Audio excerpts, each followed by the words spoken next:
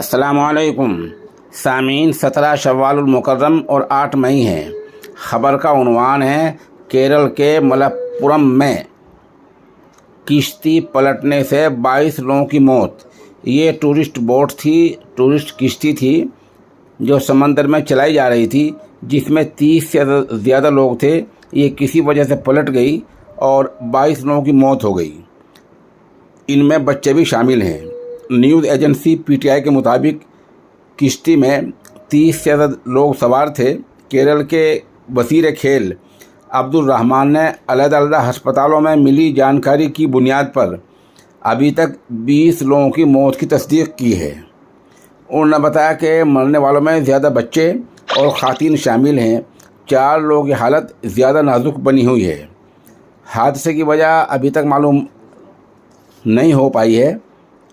ان بچوں کے نام اور عورتوں کے نام بھی ابھی تک باضابطہ پولیس نے پریس کے لیے جاری نہیں کیے ہیں۔ بہرحال کیرل میں بڑا حادثہ ہوا ہے۔ البتہ کچھ خبروں میں ایسا بتایا گیا تھا کہ رات کا وقت تھا، گرچہ شروع کا وقت تھا، لیکن کشتی اندھیرے میں چلائی جا رہی تھی۔